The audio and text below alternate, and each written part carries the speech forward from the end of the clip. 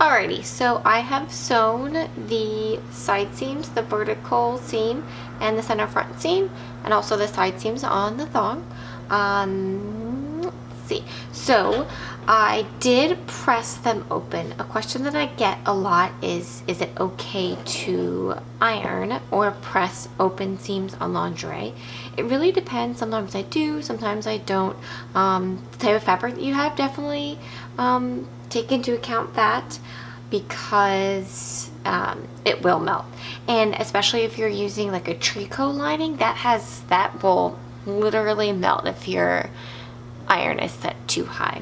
So because this is a stretch mesh and it's a lycra, I did press the seams open. I used the nylon setting, and then we're going to, the seam allowances are already really small, they're 1/4 of an inch, but because we are going to put channeling over it, it really is the width of it, but I'm gonna trim it down just a little bit so that there's nothing peeking out.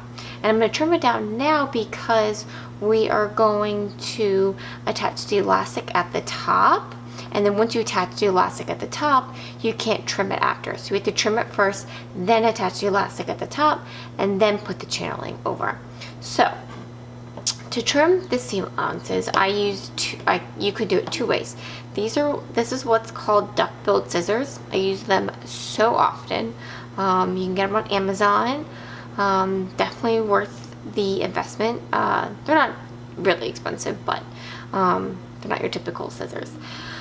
So duck-billed scissors, they're used in embroidery, and what they allow you to do is to get really, really, really close to the seam allowances. So when you trim it, sometimes if you're using like your 8-inch gingers, it gets hard to get into those areas, especially if you have like a curve or a sharp point. So you can use your duck build, or what you can do, which I'm going to do for the street. I'm going to use this for the street seams. So what I like to do is I press them open, and then I like to press them closed, and then I'll use just a regular ruler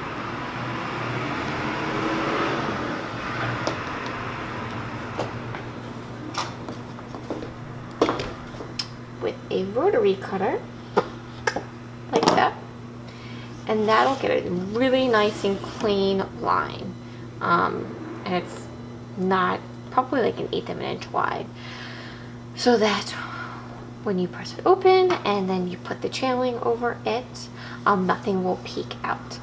For the curved seams, it's easier to use the duck build, or you can just take it in thirds. So sometimes what I like to do is take that to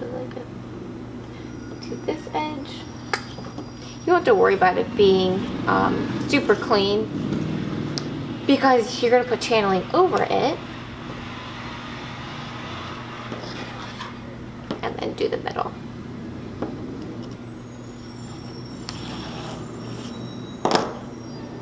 I'm going to hold off on the thong for right now. Let's finish the bra first, and then we'll finish the underwear. So that's that.